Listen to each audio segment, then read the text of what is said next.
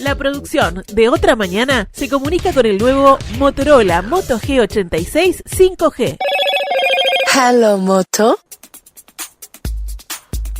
A partir del 15 de diciembre, las principales entidades bancarias privadas del país modificarán su horario de atención al público, que pasará de 10 a 14 horas. La medida, que involucra a BBVA, Citibank, Banca Heritage, HSBC, Itaú, Santander y Scotiabank, representa un cambio en las rutinas de trabajo y en la organización de los servicios financieros presenciales. La decisión, según las entidades, busca adecuar el sistema bancario uruguayo a las prácticas internacionales y atender las transformaciones en los hábitos de los clientes, además de responder a planteos de los trabajadores sobre la jornada laboral. El nuevo sistema y esquema implicará ajustes en las áreas centrales y será evaluado en febrero de 2026 para determinar su continuidad. Pero siguiendo en temas bancarios, días pasados el Banco Central del Uruguay recibió a directivos de los bancos que operan en el país para intercambiar sobre cómo profundizar la intermediación financiera en moneda nacional. Allí los jerarcas de la autoridad monetaria recordaron que la profundización de la intermediación en pesos es un objetivo estratégico por sus beneficios para la estabilidad macroeconómica, su función como amortiguador frente a una crisis y su impacto positivo en la actividad económica, la productividad empresarial, la sostenibilidad fiscal y la protección de los sectores más vulnerables. Para conversar de ambos temas, recibimos en nuestra entrevista central esta mañana a Bárbara Mainzer, directora ejecutiva de la Asociación de Bancos Privados del Uruguay. Francisco Morales, Otra Mañana. Bárbara, ¿cómo estás? Buenos días, gracias por acompañarnos. Francisco, buen día, un gusto estar contigo y con tu audiencia. Siempre es un gusto también para nosotros, ni que hablar, conversar contigo. Bárbara, en primer lugar, porque no lo puse en la introducción al reportaje, pero siempre es bueno conversar sobre el tema que es el tema endeudamiento. Los bancos el año pasado llevaron adelante una acción que tuvo mucho éxito en su momento, pero también conversamos luego contigo, como hacemos regularmente, y nos trasladaste la preocupación de que, lamentablemente, después de ese proceso que había dado unos resultados, lamentablemente mucha gente volvió a caer en un endeudamiento, llamémosle, crónico o complejo. ¿Cómo describirías hoy la situación? Mira, primero que nada decir que a nivel agregado, a nivel del país, no tenemos un problema de sobreendeudamiento. De hecho, la deuda como porcentaje del producto en Uruguay es baja, tanto en empresas como en familias. Ahora, nosotros tenemos muchas personas y familias que sí tienen un problema grave de sobreendeudamiento. Hoy hay más o menos 700.000 personas que están en categoría 5 en el Banco Central, o sea, con un atraso importante, y es mayor aún el número en el claim. El año pasado sacamos adelante el programa que tú conoces y que tanto describimos en esta radio, que fue muy exitoso, pues estamos hablando de más de 204.000 personas que cancelaron o reestructuraron su deuda. Estamos hablando de 300.000 deudas, ¿tá? Y es en el marco de este programa. Luego, en la medida que este programa se hacía, otras personas también refinanciaron. Pero bueno, ¿qué es lo que pasó? Desde julio del año pasado, cuando salió el programa, hasta 12 meses después, 13 meses después, 150.000 personas volvieron a entrar. O sea, nosotros, muchas personas salieron de categoría 5, pero otras ingresaron. Claro. De las que ingresaron, de las 150.000 que ingresaron, prácticamente 100.000 no habían estado nunca en esa categoría. O sea, no estamos hablando de personas que resolvieron su problema y volvieron a ingresar. No, estamos hablando de su inmensa mayoría o personas nuevas o personas que en otro momento estuvieron en categoría 5. Claramente algunos de los que ingresaron a este programa no pudieron pagar, pero la mayoría al día de hoy de los que ingresaron o liquidaron su deuda o están pagando. ¿Tá? Pero, ¿qué es lo que pasa acá? Claramente el gran problema acá es personas con ingresos bajos e inestables. El problema está en el mercado laboral, ¿no? O sea, no lo resuelvo con medidas crediticias. Por eso esto resolvió la situación de muchas personas, pero bueno, la situación sigue siendo compleja. Claro, es interesante y muy prudente esa aclaración, Bárbara, de que las personas que salieron no son las mismas que volvieron a entrar, y que probablemente esta situación responde a ingresos bajos e inestables. Y te iba a preguntar justamente esa, ¿cuál era, y ahora pidiéndote el sombrero de economista y mujer que ha escrito libros con respecto a esto. ¿Cuál crees que es la razón por la cual se genera esta situación en 700.000 personas que están en categoría 5 del Banco Central? Son muchas las razones, ¿tá? Pero vamos a decir las más importantes. Una, la que dijimos, el mercado laboral. Otro es educación financiera. Muchas personas no están acostumbrados a decir, bueno, ¿cómo organizo mi presupuesto? Tengo épocas de mayores y menores ingresos, ¿cómo me administro? Cuando tengo una deuda, ¿cómo organizarme para repagarla y cuáles son las consecuencias de no pagarla, ¿no? Y después un tema de información. Yo te tengo a ti, Francisco, y a otra persona. Francisco es buen pagador y el otro no, pero no los puedo diferenciar, les cobro más a los dos. Y después, por supuesto, que también, que no es la mayoría claramente, tenés personas que ingresan, piden un préstamo sabiendo que nunca lo van a pagar, y la casuística es variada, pero hay cosas sobre las que se puede trabajar y otras sobre las que no. Nosotros podemos trabajar sobre información y educación financiera y en eso estamos trabajando, y bueno, mercado laboral claramente desde el sector financiero no se puede influir. Claro. Bárbara, una última pregunta sobre esto. De estas 700.000 personas que están en categoría 5 del Banco Central, no sé si está el dato, pero me parece interesante plantearlo. ¿Son deudas contraídas en pesos o en dólares? Mayormente en pesos, pues las deudas de crédito al consumo son en pesos. El 95% de las deudas de crédito al consumo son en pesos. Bien, porque ese es un dato interesante con respecto al tema de la educación financiera, ¿no? Aquello de tomar deuda en dólares, pero tener ingresos en pesos, ¿no? Totalmente. O sea, una regla básica es yo me endeudo en la moneda en la que tengo mis ingresos. Pero también el Banco Central, luego de la crisis del 2002, penaliza a las instituciones que le prestan en dólares a personas que ganan en pesos, y además los bancos mismos, las instituciones financieras mismas, son las que incentivan a que las personas tomen deuda en la moneda en la que tienen sus ingresos. O sea, todo el esquema de incentivos en la industria está para evitar ese riesgo. Bárbara, ¿crees que hay espacio para regulaciones a las tasas de interés como se han planteado en algún momento? ¿O crees que es el mercado con algunas regulaciones ya existentes la que debe de alguna manera articular este asunto? Mira, dos cosas. El mercado financiero es tremendamente regulado y está bien porque maneja dineros públicos. Así que está muy bien una regulación y supervisión exigente. Pero cuando uno se pasa para el otro lado, ahí empezás a romper cosas, ¿no? En cuanto a usura, lo que a ti te pasa cuando tú pones topes artificiales es que se te desplaza la gente al mercado informal. Y en eso no hay duda y la evidencia es contundente. Entonces, hay cosas que se pueden hacer. Nosotros presentamos una cantidad de medidas, tanto al Banco Central como al Ministerio de Economía, variadas medidas que pueden contribuir con desdolarizar y con bajar las tasas. Lo que hay que tener cuidado es de vuelta. Cuando tú haces cosas artificiales, topes de tasa artificiales, y bueno, toda una cantidad de población te va a ir al mercado informal que tiene unas tasas completamente diferentes, altísimas y otras reglas, ¿no? Ni que hablar. Bárbara, pasemos al tema que habíamos planteado en el reportaje. Sí, perdón, hay que ser también, este es un tema que preocupa y ocupa, que si no se resolvió es porque es un tema bien complejo de resolver, ¿no? Entonces hay que tener mucho cuidado que las soluciones que se traigan no sean peores que la enfermedad. Claro, claro. Tal vez también, y vuelvo al tema necesariamente, digamos, parte de aquellas regulaciones que se habían planteado en algún momento, lo que entre otras cosas el sistema las rechazaba era porque eran regulaciones demasiado estructuradas. De hecho, algunas de ellas estaban incluso atadas a la Constitución de la República. ¿No sería ese el camino de solidificar tanto la regulación, sino ir por un camino más flexible? Siempre recordando, y esto es bueno mencionarlo, que un préstamo es un acuerdo entre privados, ¿no? Mira, cuando tú tenés un problema, tenés que atacar las causas del problema y no las consecuencias, no el síntoma. Entonces, tú tenés que ser muy... Cuando vas al médico, y bueno, lo que tenés que entender es cuál es el problema para medicarlo bien. Y acá pasa lo mismo. Si querés podemos explayarnos y extendernos un tema recontra interesante, pero las soluciones que se planteaban eran muy dañinas. O sea, realmente iban a desproteger a las personas que se quería favorecer con muy buena intención y la intención que compartimos, terminás haciendo daño. Uh-huh. Ahora sí, pasemos al otro tema. Bárbara, el cambio de horario en el sistema bancario, la atención al público, y es bueno aclararlo, Es una modificación importante y es una organización interna de las entidades bancarias.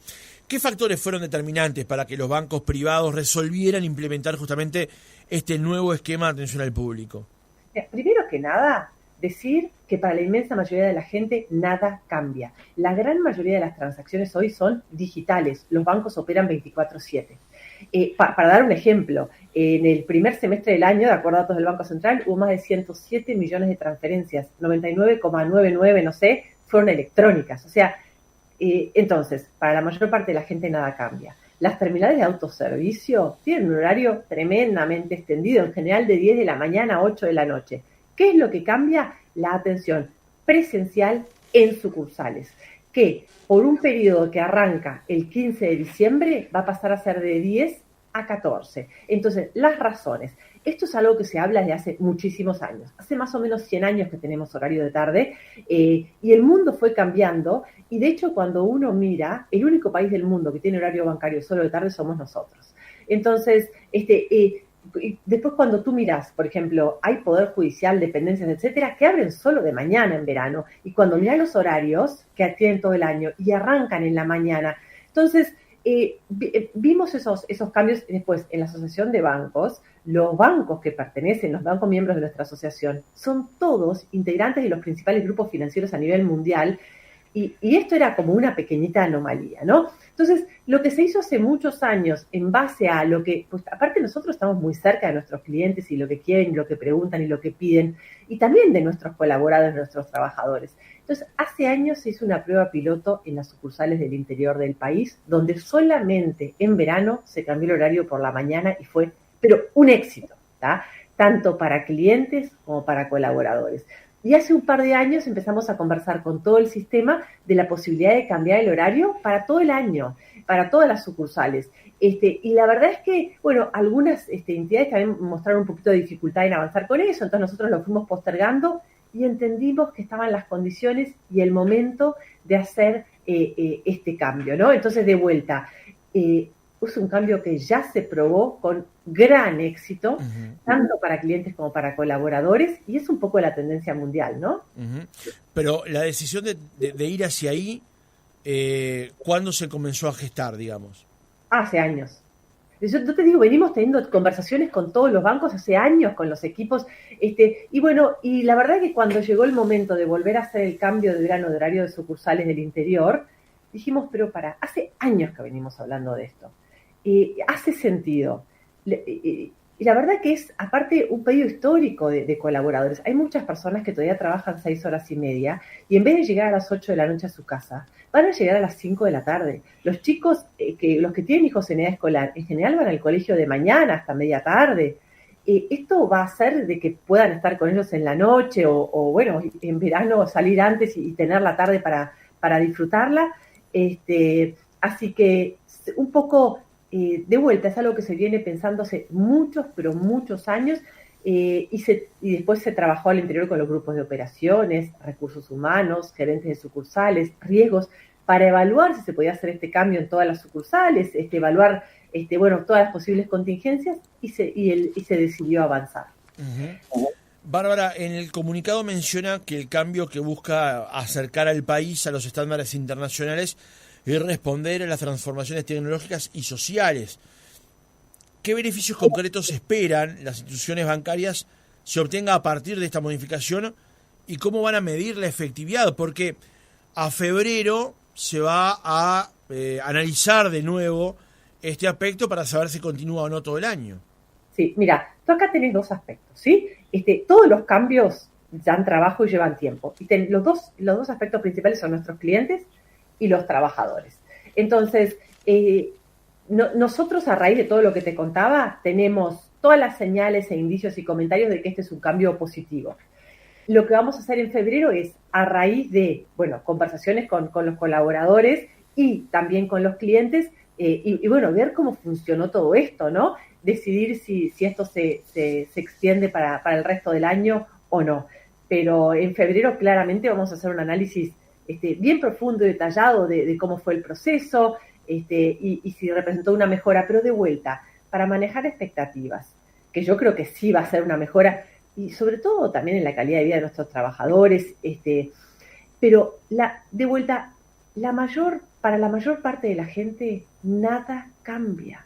La inmensa mayoría de las transacciones se siguen haciendo cuando quieren y desde donde quieren y a la hora que quieren. Y después están las terminales de autoservicio, que muchísimas cosas se pueden hacer desde ahí en un horario tremendamente ampliado.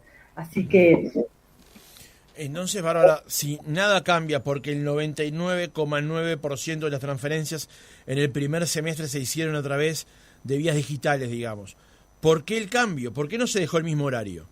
Mira, hay transacciones que sí se hacen en sucursales, hay personas que sí les gusta ir a sucursales, estamos hablando de la mayoría, de las transferencias como un ejemplo. Y de vuelta, el horario de tarde es un horario casi que te diría que anacrónico, responde a otra realidad. Me dicen, yo traté de averiguar cuál fue el origen, y uno de ellos parece que la tasa LIBOR nos llegaba de tarde, y bueno, y entre que era un tema tecnológico, tenías que hacer una cantidad de cosas mientras llegaba esa información, y después, ¿sabés que durante una época el horario bancario estuvo fijado por ley? Y lo que decían era que, bueno, que se abriera en el horario que abría el sector público, pero de hecho esa ley, por supuesto, se derogó. Pero la costumbre quedó, porque viste que en Uruguay a veces demoramos en hacer los cambios. Los cambios son complejos acá, ¿no? Y también hay que reconocer que los cambios no les gustan a todo el mundo. Uh-huh. Hay personas que claramente no les va a gustar. Y también hablando de los trabajadores, hay trabajadores, perdón, que no van a poder cambiar. Porque, por ejemplo, nosotros ahora en los bancos, el martes, la semana pasada, tuvimos una reunión, no pasa nada, con todos los gerentes de recursos humanos, y les pregunté, ¿cuántas personas pidieron el cambio? Y hasta ahora 2 personas. Una que estaba hablando de los 7 bancos, ¿no? Uh-huh. Una que está haciendo un posgrado y, por supuesto, va a mantener el horario anterior, y la otra persona pidió ampliar su horario. Hasta ahora fueron los 2 pedidos que hemos recibido, pero si alguien, por una razón fundada, no puede cambiar el horario, por supuesto que se le va a mantener el horario anterior, respetando su categoría, ¿no? Uh-huh. La producción de Otra Mañana se comunica con el nuevo Motorola Moto G86 5G. Hello, Moto. Estamos conversando esta mañana con Bárbara Mainzer, directora ejecutiva de la Asociación de Bancos Privados del Uruguay, por el cambio de horario en la atención presencial al público de los usuarios del sistema a partir del 15 de diciembre, cuando va a pasar a funcionar de 10 a 14 horas. Bárbara, recién hablaba de los trabajadores que obviamente se van a ver alcanzados por esta decisión, aquellos 2 casos que eligieron el cambio de horario cuando uno está notoriamente vinculada a cuestiones educativas además. La pregunta que te quería hacer es ¿cómo se va a gestionar la adaptación del personal a los nuevos horarios y qué aspectos se tomarán en cuenta para esa evaluación prevista a febrero de 2026, siempre hablando de los trabajadores, ¿no? Del vínculo con los trabajadores? Mira, nosotros estamos, los equipos de recursos humanos están muy cerca de su gente, así que esto va, como tú muy bien decís, requerir una adaptación. La gran mayoría está encantada con el cambio. De hecho, acá lo que cambia es el horario de atención en sucursales. Entonces, lo que cambia el horario son sucursales y algunos servicios conexos. Pero nosotros tenemos personas que no necesariamente tienen que cambiar el horario, que se acercaron para pedir un cambio de horario. O sea, esto es ampliamente favorable para la mayoría de la gente, y aquellos que no puedan cambiar, como te decía, bueno, se va a atender. Pero ¿cómo se va a gestionar? ¿Cómo se gestiona todo? Cerca de la gente, escuchando y viendo, y todos vamos a tener un periodo de adaptación, ¿no? Pero yo creo que de vuelta incluso si tú te fijas en ChatGPT, ¿qué es mejor, trabajar de mañana o de tarde? Te va a decir, y bueno, tiene grandes beneficios para la salud, trabajar, hasta es más natural trabajar más en horario diurno, de mañana. Yo creo que las implicancias de esto son muchas, y ya estamos viendo la gran aceptación que tiene. De vuelta hay excepciones, siempre las hay, pero en promedio esto fue muy bienvenido. Ahora, Bárbara, el gremio de funcionarios bancarios, AEU, ha mencionado que este cambio se realizó sin previo aviso y criticaron la forma en la que la Asociación de Bancos Privados comunicó la determinación. Tú mencionabas recién que había cierto grado de consenso con los trabajadores en que era mejor este horario que el que estaba rigiendo o que rige actualmente en el sistema. ¿Cómo se dio esa comunicación? Mira, nosotros, una vez que se hizo todo el análisis al interior de los bancos y se tomó la decisión, nosotros, antes de comunicarlo, lo hablamos con AEBU. Yo lo hablé con AEBU Central y cada uno de los equipos de recursos humanos con su respectiva representativa.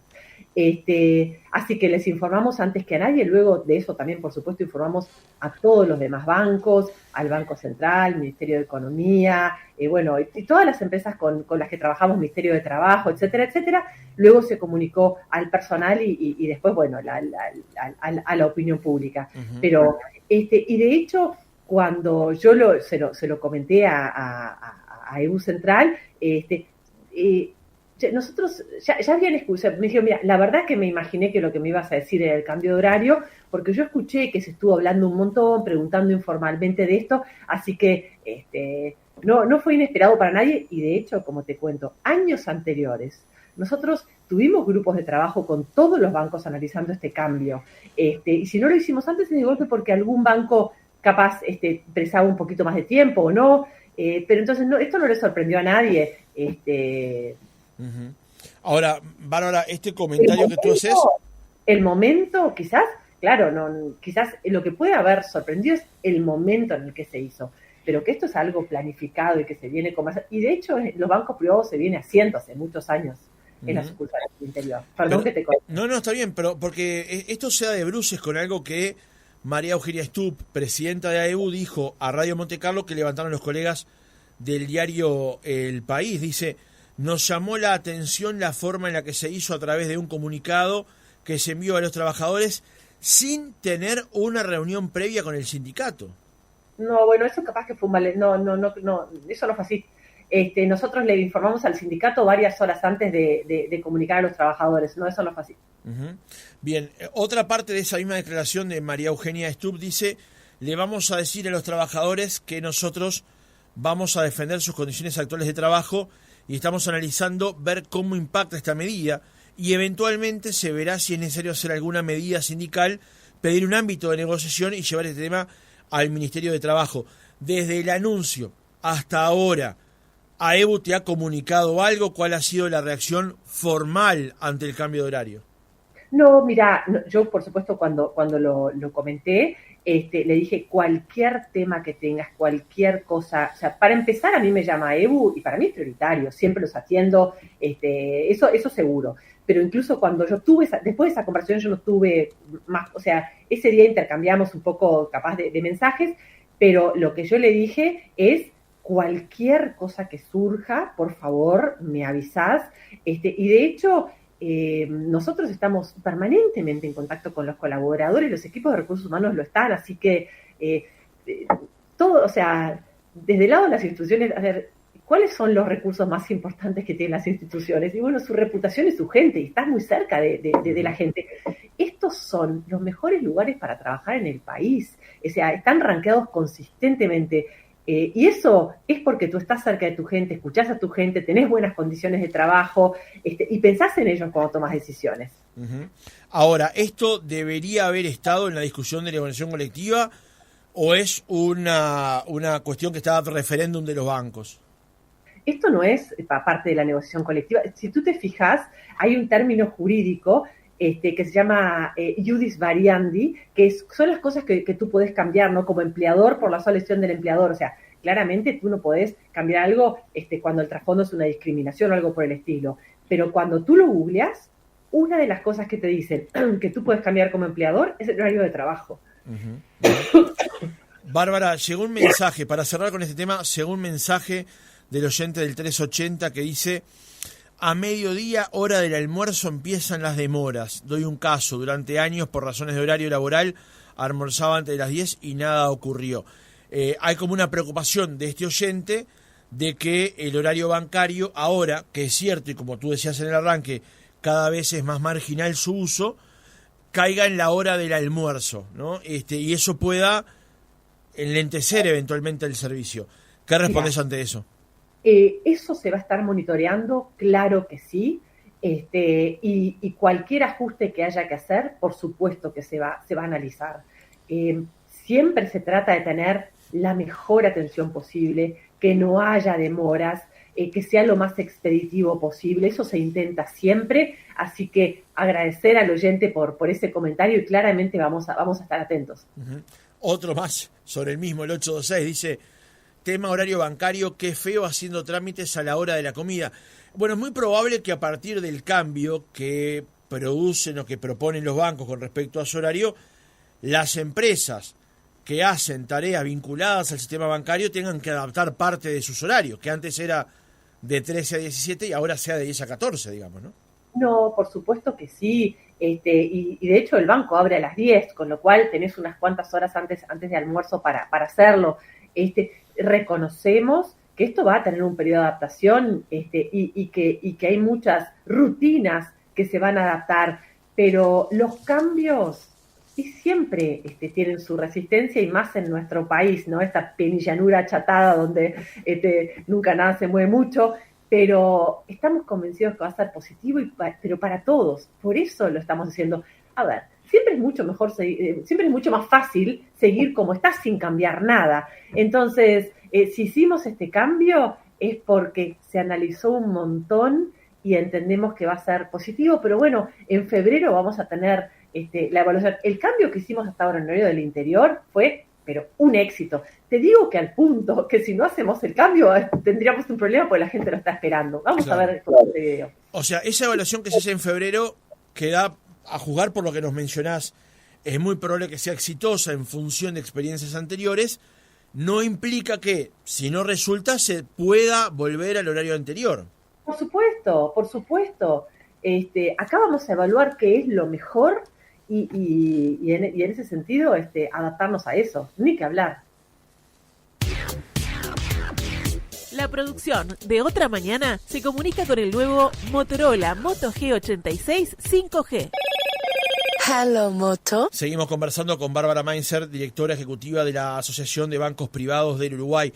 Bárbara, el otro tema que queríamos plantear en el reportaje tenía que ver con esta reunión que llamó días pasados el Banco Central a los directivos de los principales bancos privados que operan en el país, a todos los bancos, debo aclarar, para intercambiar sobre cómo profundizar la intermediación financiera en moneda nacional. Algo que el señor Tolosa, el nuevo presidente del Banco Central, se ha fijado como objetivo, un objetivo que hay que decirlo también ya compartían anteriores presidentes de la autoridad monetaria.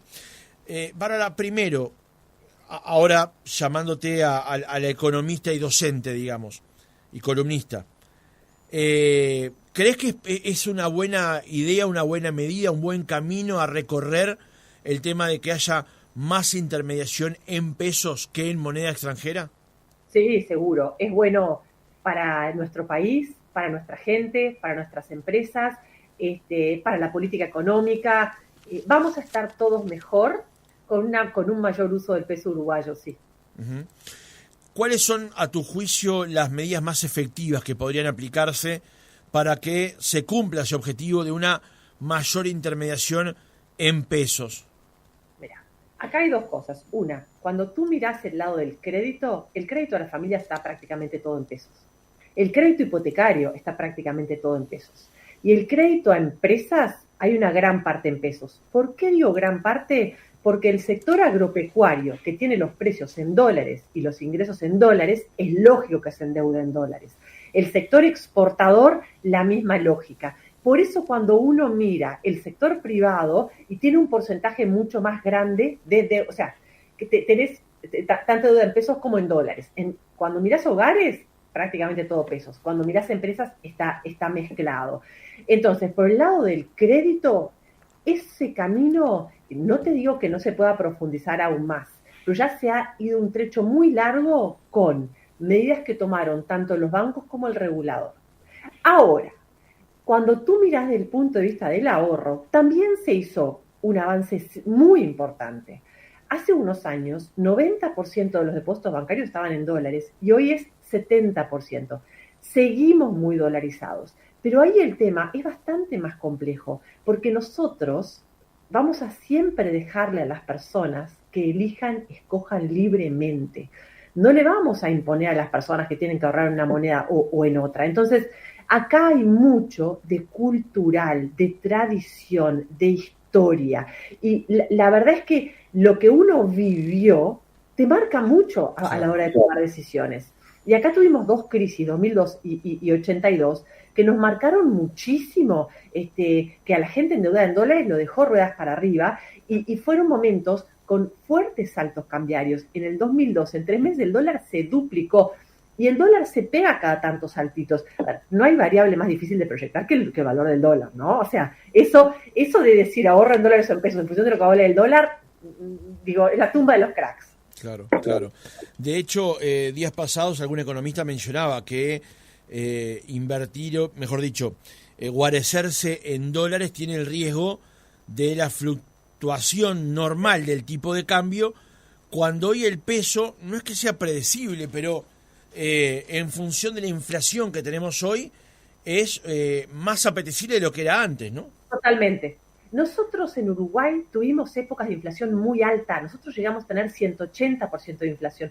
Tuvimos 20 años, creo que la inflación promedio fue 60%, una locura. O sea, digamos que tuvimos épocas de inflación alta. Después la bajamos, pero tuvimos, ahora no recuerdo exacto el número, pero como 20 años más de inflación en 8%. Y eso también es mucho. Y ahora hemos bajado un escalón. Y ahora hace ya 2 años, te diría, 2 años y pico, estoy tratando de recordar, que la inflación está dentro de la meta del Banco Central, y esto es algo que no pasaba hace mucho tiempo. Entonces, parecería que entramos a un estadio de inflación mucho más baja y estable, que son 2 condiciones muy importantes. Y lo que tú decías del poder de compra, ¿qué es lo que pasa? Nosotros vivimos en Uruguay y gran parte de lo que gastamos está en pesos uruguayos. Todo lo que son servicios, todo eso, supermercado, etc., está en pesos uruguayos. También nos compramos auto, moto y licuadora que están en dólares, ¿no? Entonces, más allá de que y pues hay otra cosa también importante, y es, hace años cuando la inflación era alta, la inflación te comía todo el poder adquisitivo de los pesos. Tener pesos significaba que el poder de compra se te pulverizaba. Entonces, en ese momento, el único refugio que tenías era dólares y ladrillos. Hoy en día, tú tenés alternativas para invertir en pesos. Tenés plazo fijo en pesos que te pagan más que la inflación cuando tú te vas a más largo plazo, sobre todo para montos más grandes. Tenés la unidad indexada que ajusta con la inflación. Tenés títulos del gobierno uruguayo tanto a corto como a largo plazo. Entonces, inflación más baja y estable y herramientas para poder invertir y proteger nuestro poder de compra en moneda nacional. Estamos en un entorno bien diferente, y de a poco yo creo que las costumbres van a ir cambiando, porque además hay otro tema, y es cuando uno mira los últimos años, fijémonos desde la creación de la unidad indexada en el 2002, en promedio fue mucho más rentable ahorrar e invertir en pesos que tener la plata en dólares, ¿sí? De hecho, si uno toma el momento donde el dólar saltó, ni te digo cuánto más rentable hubiera sido tener pesos desde el pico, ¿no? Pero en promedio ha sido más... Mira, vamos a mirar algo que a todo el mundo le va a resultar muy familiar. A fines del año pasado el dólar valía 44. Hoy vale menos de 40. Entonces, si yo el año pasado tenía 20.000 dólares, 10.000 lo ponía en dólares y 10.000 lo ponía en UI, los 10.000 dólares siguen siendo 10.000 dólares. Y los 10.000 que puse en UI, hoy son como 11.500 dólares. Me convino más tener, pero también a la hora de tomar la decisión, a la gente decirles, no estemos apostando el valor del dólar. Pensemos en qué nos conviene más para proteger nuestro poder de compra. Y si querés podemos conversar un poquito también de eso, de qué es lo que conviene más. Pero yo te digo así. Yo creo que a esta altura tenemos que hacer un ciclo sobre este tema porque entiendo que es un asunto central. De hecho, tiempo atrás entrevistamos al diputado Walter Berry, que está presentando un proyecto sobre educación financiera y que sería menester poder profundizar sobre eso. Igual este comentario que viene ahora va por mi cuenta, que es, igualmente entiendo que en Uruguay hacen falta más instrumentos de inversión para poder justamente colocar ese dinero en activos que sean rentables, que sean dinámicos y no solamente en inversión, por ejemplo, en los bancos, digamos, ¿no? Debería haber más instrumentos de inversión, pero eso va por mi cuenta. En el cierre, Bárbara, ¿cuál crees que puede ser el aporte de los bancos, las ideas, iniciativas que puedan hacer los bancos en este proceso que busca el central de una mayor intermediación en pesos? Mira, los bancos hoy en día tienen cada vez más productos. Para empezar, del lado del crédito ya está claro, nosotros ahí los bancos prestan a las familias y a las personas en pesos, ¿tá? O sea que por ese lado el trabajo se hace permanentemente y a la vista están los resultados. En cuanto al ahorro, también a la vista están los resultados, porque cada vez se ahorra más en pesos. Y cuando tú mirás, por plazos fijos, por extender el horizonte temporal, también hay incentivos del lado de pagar más esos instrumentos, y después está el 1 a 1, ¿no? Las personas que van y se asesoran y preguntan, porque también vale la pena decir que cada uno tiene otra necesidad. Si yo el día de mañana me fuera a ir a vivir al exterior y tengo que ahorrar dólares, o sea, no es que todo el mundo tiene que ahorrar, y después la preferencia también es importante, pero entonces desde el lado de los bancos, ¿qué hacemos? Y ofrecemos, y lo que tú decís de tener más productos, la verdad que eso es muy deseable, pero cuando uno compara la cantidad de productos que hay en Estados Unidos con el mercado gigante que tienen, la cantidad de empresas, la cantidad de opciones, la verdad que el mercado uruguayo no tiene ni comparación con eso. Entonces, yo creo que no se puede comparar las opciones de inversión que puede haber en Uruguay en pesos uruguayos con las opciones de inversión que puede haber en otros países del mundo en sus monedas locales, ¿tá? Hay un tema de escala y de composición y de muchas otras cosas que son una limitante. Tú no puedes estructurar un producto que sea tan caro estructurar que al final no le quede rentabilidad a la persona. Yo creo que es bien complejo. Es deseable lo que tú decís, pero es bien complejo. Concretamente los bancos... Yo ahí lo que estribaba, Bárbara, entre otras cosas, es lo que han planteado las propias administradoras de fondo de ahorro provisional. Por ejemplo, de que tengan un poco más las manos desatadas para poder invertir en mejores instrumentos. Y que la gente, cuando tiene un peso porque cobra una herencia o porque lo que sea, tenga una vía para poner un dinero en algún lugar que no sea solamente el depósito bancario, que como vos mencionabas recién, estructurado correctamente tiene su rendimiento, digamos, pero que pueda existir alguna otra beta. Está claro tú también que planteás de que no se puede estructurar negocio donde no exista rentabilidad solo por el hecho de tenerlo, digamos, ¿no? Pero planteo que puede existir mayor dinamismo, por ejemplo, en la bolsa, por poner un caso, que lamentablemente en Uruguay no lo tenemos tan desarrollado. Sí, hay muchos intermediarios más allá de los bancos, y lo que tú decís de las AFAP también es muy relevante, de que tengan más opciones de inversión que la ley les permita, y que también se pueda poner ahorro voluntario en las AFAP, con mayor grado de libertad. Yo creo que no es para hoy, pero hay cosas para hacer sin duda, y también desde el lado de los bancos. Todo el día pensamos qué podemos hacer diferente, qué podemos hacer mejor, y seguro que más cosas vendrán en los tiempos venideros.